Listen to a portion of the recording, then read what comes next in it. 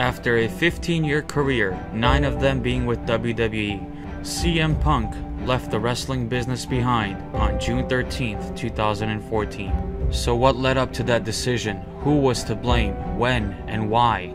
All of this and more will be explained in the very first episode of Timeline, the destruction of CM Punk.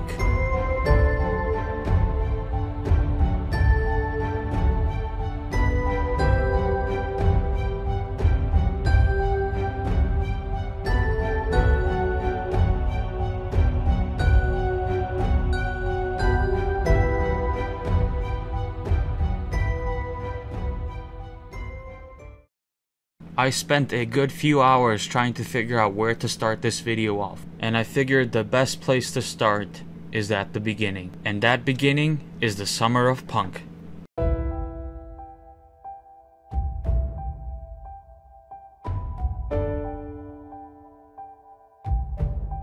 On June 20th, 2011, CM Punk would face Alberto Del Rio and Rey Mysterio in a triple threat match to crown a #1 contender for John Cena's WWE Championship. CM Punk would capitalize off of a splash delivered to Del Rio from Rey Mysterio and interrupting the 3 count, tossing Rey Mysterio to the outside and taking the pin for himself.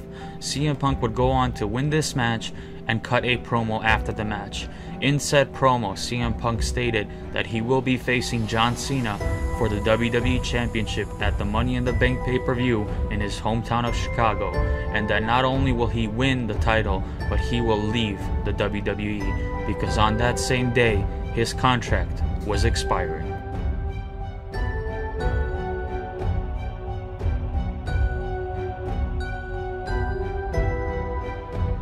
On June 27, 2011, John Cena was scheduled to face R-Truth in what was determined to be a tables match by the Raw Roulette. John Cena would get the upper hand at the latter part of this match, going for the AA through the table on R-Truth.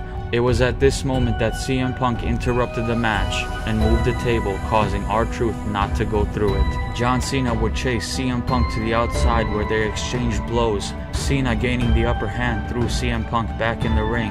At this point, John Cena would set up CM Punk for an AA, only to be blindsided by R-Truth, who speared John Cena through the table, winning the match. R-Truth would then celebrate outside and head to the back, leaving John Cena in the middle of the ring and CM Punk heading up to the ramp. CM Punk would then sit on the stage, and what followed is now known as the infamous pipe bomb. This pipe bomb was later revealed to be a work shoot, but it was delivered with such emotion and feeling that it catapulted CM Punk right into the main event. Punk would then be suspended for cutting that promo, only to be brought back at the request of John Cena. But there was a price to pay for John. If he lost the match at Money in the Bank, he would be fired. This was probably a big burden for John Cena to bear, as CM Punk legitimately had not re-signed with the WWE yet.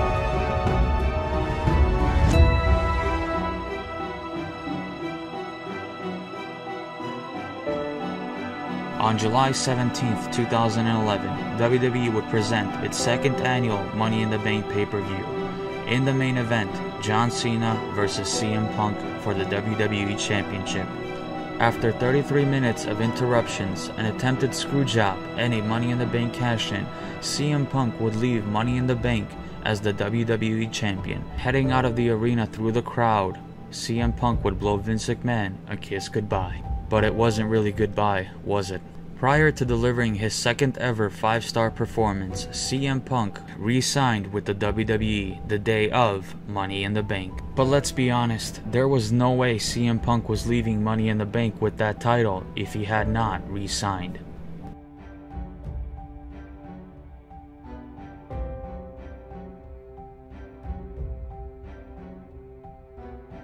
On July 25th, 2011, John Cena would defeat Rey Mysterio, who had just won the WWE Championship earlier in the night, defeating Miz in the finals of a tournament. This would become John Cena's 9th reign as WWE Champion, but there was no time for John Cena to celebrate.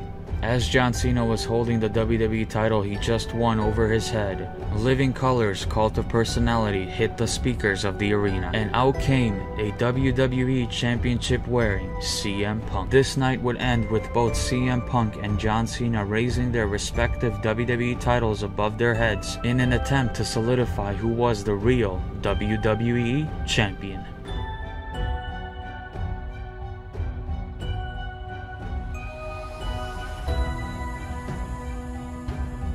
On August 14th, 2011, CM Punk would go on to face John Cena to determine who was the WWE Undisputed Champion at SummerSlam, with special guest referee Triple H making the 3 count even though John Cena's foot was on the bottom rope. CM Punk would defeat John Cena, solidifying himself as the true and only undisputed WWE Champion. But this is the destruction of CM Punk, and after the match is where I believe it all started. Whether this was scripted or not, CM Punk refused to shake hands with Triple H. Script or not, Triple H would go on to raise CM Punk's hand in victory. CM Punk would go on to celebrate, but not for too long. As Punk was stepping off the middle rope, a returning Kevin Nash would deck CM Punk with a clothesline, followed by a jackknife powerbomb. Then, Alberto Del Rio's music hit, and Alberto cashed in his Money in the Bank contract, defeating CM Punk to win his first ever WWE Championship. There's really not that much to take away from this point in time, but the fact that CM Punk refused to shake Triple H's hand kinda threw me off a little bit. It didn't seem scripted, because those two have never really liked each other, have they? And what would follow SummerSlam is only more proof.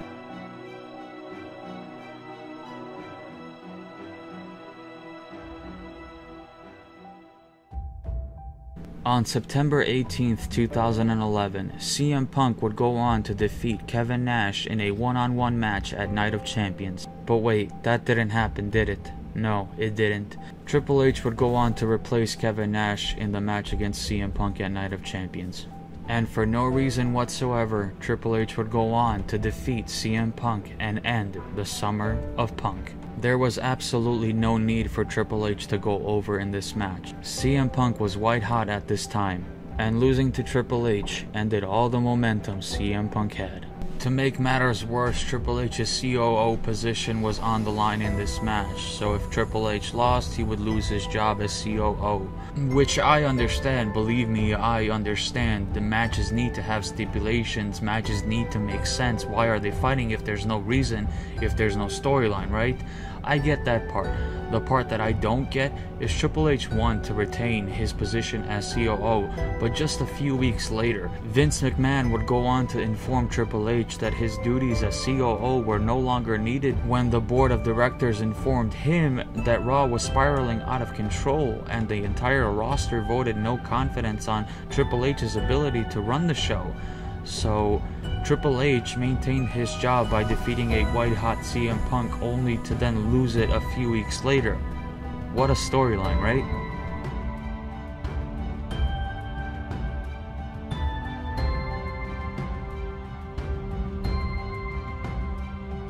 October 2nd, 2011. CM Punk would go into the main event of the Hell in a Cell pay-per-view that month to face Alberto Del Rio and John Cena in a triple threat Hell in a Cell match for the WWE Championship. Alberto Del Rio would go on to win this match, pinning CM Punk in the middle of the ring. This would mark Punk's third loss on pay-per-view since re-signing with the WWE. Now, I was going to add another date to this timeline, but since the next pay-per-view also happened in October, I didn't feel like it was necessary. But to sum up what happened in this match, CM Punk and Triple H were teaming up to take on R-Truth and The Miz. And at the end of this match, CM Punk was left all alone in the ring with R-Truth and The Miz after Kevin Nash interfered and attacked Triple H on the outside, causing CM Punk to eat yet another loss on pay-per-view, which now made it the fourth in a row.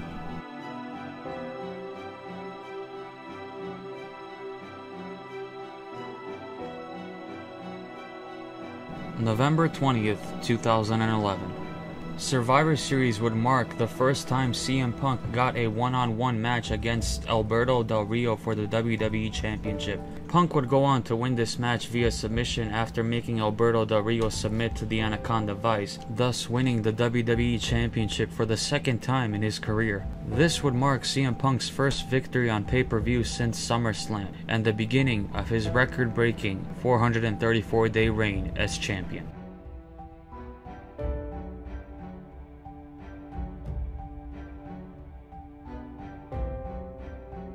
On December 18, 2011, CM Punk would face Alberto Del Rio and The Miz in a TLC match for the WWE Championship at that month's TLC pay-per-view. Punk would go on to win this match and retain his WWE Championship, but that's not what made this date on the timeline significant. What made this day significant on the timeline is the fact that this was CM Punk's last main event match on pay-per-view as champion. Punk, whose 434-day reign as champion just began a month ago at the Survivor Series pay-per-view. Now, if I was CM Punk and you told me I was about to have a 434-day reign as champion, a record-breaking reign, and then you told me I wasn't going to be in a single main event match on pay-per-view for the next 9 months, yeah, I'd be pissed too.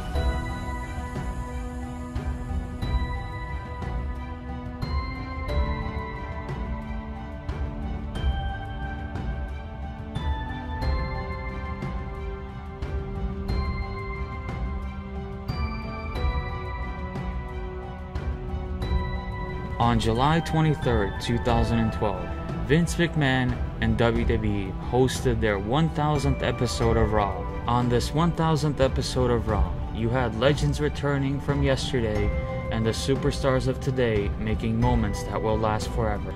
And one of those moments was at the end of the show. The WWE and Vince McMahon thought it was a great idea to turn CM Punk heel.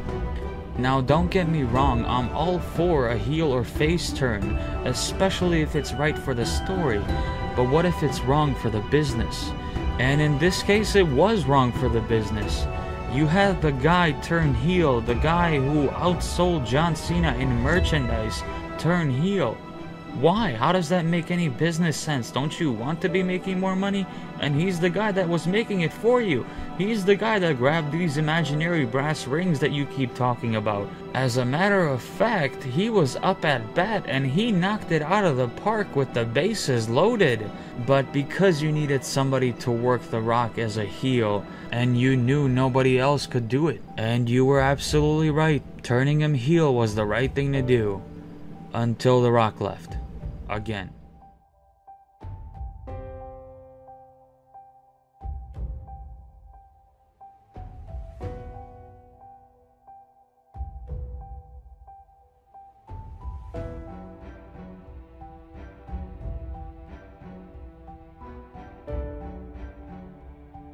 On October 28th, 2012, CM Punk would meet somebody he'd never forget. Ryback. So at the Hell in a Cell pay-per-view, Ryback had CM Punk set up for shell shock. Brad Maddox, the referee of the match, low-blowed Ryback. CM Punk rolled him up for a quick fast count. 1, 2, 3, the match was over. CM Punk retained the WWE title. Nothing really of significance happened there. What happened of significance is something we didn't see. Something that CM Punk stated on the Art of Wrestling podcast with Colt Cabana, saying that working with Ryback took 20 years off of my life. I'm already beat up and I have to wrestle steroid guy, and he's very... I call it like I see it. He's very hurty, sometimes deliberate. There was one time he kicked me in the stomach as hard as he could and he broke my ribs right at the tail end, and I never got an apology for that. He was something else, a real piece of work, that guy. So as you can see, CM Punk is not Ryback's biggest fan by any means. On top of that, he was forced to face Ryback another 3 times. One of those times being a TLC match on Raw. And if you haven't seen that match, I really suggest you go watch it, because I just watched it a couple of minutes ago, and maybe CM Punk was right, because to me, Ryback does look pretty dangerous in that match. Just watch how he tosses the Shield around. And I advise you find the part in the match where he throws CM Punk out of the ring through a table. Just watch how awkwardly and forcefully he throws him, and how awkwardly CM Punk lands through the table. Now you might be asking yourself, how is Ryback significant to the destruction of CM Punk? Well, that's actually a play on words, because he really did have a lot to do with the destruction of CM Punk. And let's not forget, CM Punk was actually really injured at this time. He had a messed up elbow, he just came back from knee surgery and had to work Ryback in a TLC match. Now, how would you feel if you were just told you had to work a TLC match against a guy you say is dangerous after just coming out of knee surgery? Yeah, I think I'd be a little bit ticked off too.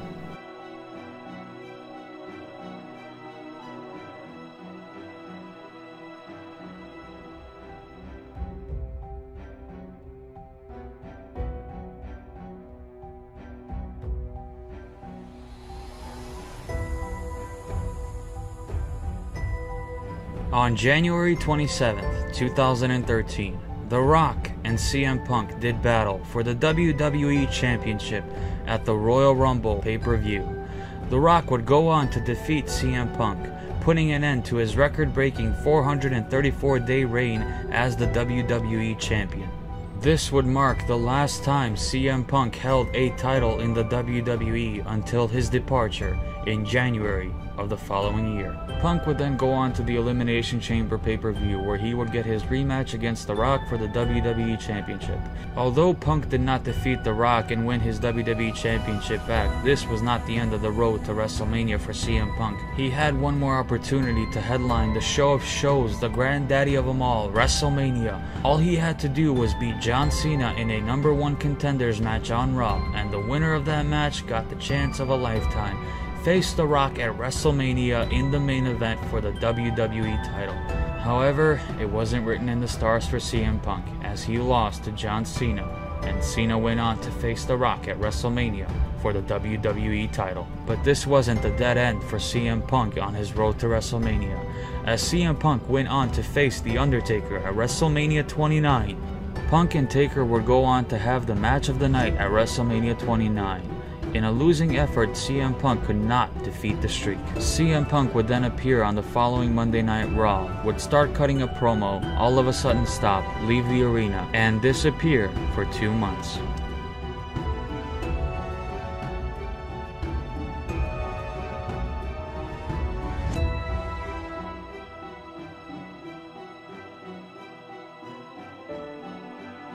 On August 18th, 2013, CM Punk would face Brock Lesnar for the first time ever at SummerSlam.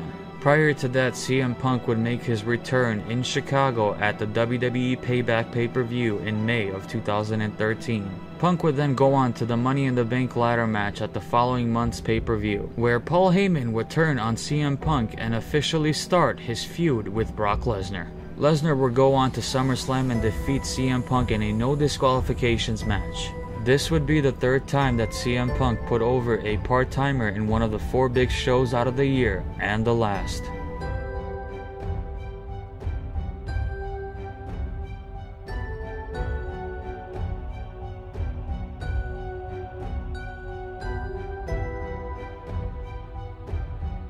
January 26, 2014. The Royal Rumble. This wasn't just the Royal Rumble though, this was also the last appearance of CM Punk in the WWE. Punk, who entered the Royal Rumble at the #1 spot and lasting almost 50 minutes only to be eliminated by Kane, even though that wasn't part of the script. Now, by who and when CM Punk was supposed to be eliminated from the Royal Rumble was never revealed to us fans, so I don't know if you're wanting that information. However, I do know that CM Punk got a concussion during that match after a rolling clothesline from Kofi Kingston. After that, CM Punk rolled underneath the bottom rope, called for the doctor and told him that he had a concussion, to which the doctor responded, "What do you want me to do?" And basically CM Punk told him that he's the biggest worthless piece of you-know-what that he's ever met in his entire life. Punk, at this point, who was still underneath the bottom rope, was approached by the referees, who told him, "Kane's back out here, he's gonna take you out early." To which CM Punk responded, "If Kane touches me, I am expletive quitting." A few minutes had passed, and that's exactly what happened. Kane took CM Punk out early, chokeslammed him through the table, and ended the night for CM Punk.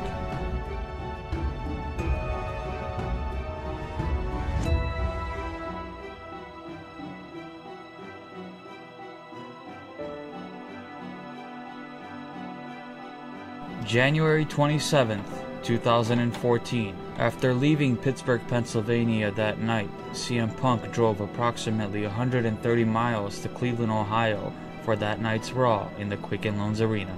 He would be greeted by the doctors of WWE at the arena asking him to take a concussion and urine test, followed by asking him to sign a visa for this country that they're going on tour for. Punk, fed up with all of this and what transpired at the Royal Rumble, told the doctors, "Right here, right now, in Cleveland, Ohio, fix me. I have broken ribs, my knee is torn up, I'm expletive sick. When I see myself on TV, I'm green. So right here, right now, expletive fix me." To which the doctors responded, "No, you have to sign this, you have to take this test." So Punk basically told them to expletive off. Punk then proceeded to go to Vince McMahon's office after being fed up with everything that has gone on since he arrived to the arena. Punk had arrived to Vince McMahon's office only to find that Vince and Triple H were both in there. As the story goes, Hunter offered to leave, but CM Punk told him, "It's okay, you can stay, you need to hear this too." Punk, who is now ticked off at everything that has happened in the past 2 days, not to count the past 3 years, said the following: "I do not love this anymore. I'm expletive sick, I'm expletive hurt, I'm expletive confused. I don't know as a business what we're doing anymore. Every day you tell me this is a team effort, but every day is an expletive individual effort. By me to find what's necessary to even expletive come here. It's not fun. I have zero expletive passion for this. I'm expletive concussed, I'm expletive hurt, and all you care about is what segment I am and how soon I can expletive get my gear on and when I compete in this expletive cup. And I don't want to do it anymore. Look, I thought when I re-signed 3 years ago, Vince, I told you if I couldn't be all that I could be, you should expletive fire me. That if I was a fraud and I was anything less and fell short of expletive mark, I sold more shirts than John Cena until I turned heel for you, and you said you owed me one. I worked guys that were expletive dangerous, and you said you owed me one. I did all these expletive things, and all I wanted was the main event of WrestleMania. And it's fine if you don't think that is me and that I am that caliber of expletive superstar, but then you need to expletive fire me because I don't want to be here and I don't want to be anything less. I will go somewhere else and I will get more expletive over because I know I can. You have shackled me. You have creatively stifled me. You have made this a very toxic environment. I no longer want to be here. It boggles my mind how Daniel Bryan has not figured into your plans to be in the main event of WrestleMania because this is his expletive year. Just like 2 years ago was my expletive year. And I was expletive hot, just like he is now. And what did you do? You fed me to this guy, and I pointed right at Hunter. And Vince was just like, "This is the concussion talking. I can't believe you're saying any of this. You're in the main It is the main event. You're wrestling Triple H." And I turned to Hunter and I said, "All due respect, I do not need to wrestle you. You need to wrestle me. I do not want to wrestle you. I seriously resent you for not putting me over 3 years ago when you should have. That would have been best for business, but you had to expletive come in and squash it. And then I had to lose to Expletive Truth and Miz. It didn't make any business sense then, it doesn't make any business sense now. And I am in a position now where I can tell you I don't have to, nor do I want to wrestle you at WrestleMania. I don't care if I was supposed to win, which I was. I didn't care. I didn't want to give him the expletive privilege. Do you understand that?" Damn, after reading that, I don't know, there's a lot to take in there, but I'm pretty sure I've gone through all of it. And the last part there, especially when he mentions resenting Triple H for not putting him over 3 years ago, that's the Night of Champions match I was talking about. You see, to me, this all started back in 2006, when CM Punk was on Team DX at Survivor Series, where Team DX absolutely squashed the opposition, eliminating all 5 competitors without themselves losing a single superstar on their team. But that wasn't what was important about the match. What was important about that match, what made it significant to this tale, is the fact that CM Punk was the most over man in that match, the most over man on that team, a team consisting of the likes of Shawn Michaels and the Game himself, Triple H. Boy, you can only imagine how much that irked at Triple H, the fact that a reunited DX was not as over as CM Punk in 2006. On a pay-per-view, nevertheless. The point I'm trying to make is, Triple H never liked CM Punk, and believe me, and from what I've heard, the feeling is more than mutual. So I guess the question is now, what caused the destruction of CM Punk? Well, at this point in the timeline, I don't have an answer, but at the end of it, I will.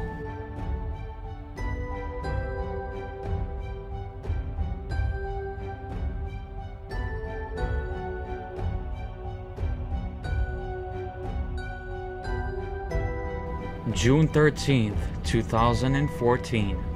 After months of basically no communication between the WWE and CM Punk, it all came to an end.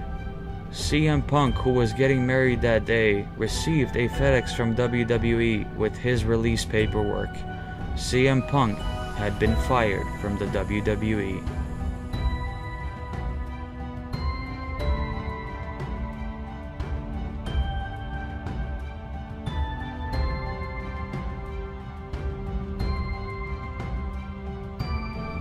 Eventually in life, there comes a point where money doesn't matter, where what you love to do doesn't make you happy anymore, and that's when it becomes something you hate. And to me, that's exactly what happened with CM Punk. He lost his passion for this. He lost his love for this. He no longer wanted to do this for the money. The money was not important to him. He was white hot. He was on top of the world, conquering pay-per-view buys, merchandise sales, and not to mention ratings. You see, I believe CM Punk got a little too big for his britches. And what that means is CM Punk exceeded the expectations of Vince McMahon when the summer of Punk started. And when you have somebody working for you who you can't control, who you can't talk down to, who doesn't care for the money, you're basically letting them know that they can do whatever they want. So the point is, CM Punk was just not corporate enough for Vince McMahon and Triple H. Imagine working your butt off for 15 years to make it to the top, only to realize the company you work for doesn't want you there. Why? Because they can't control you. And when they can't control you, they no longer need you. But hey, let's not end this on a sour note. We all want CM Punk back in the WWE, but the only people who can make that happen are CM Punk and Vince McMahon. And at this point in time, I don't think they're speaking to each other. But you know how it goes in wrestling. Never say never. Thank you guys so much for watching this first episode of Timeline. If you liked it, then leave a like and comment down below what your favorite part was. If you didn't like it, then comment down below what you didn't like about it. Until next time, I've been Ka789, you've been you, and I'll catch you later.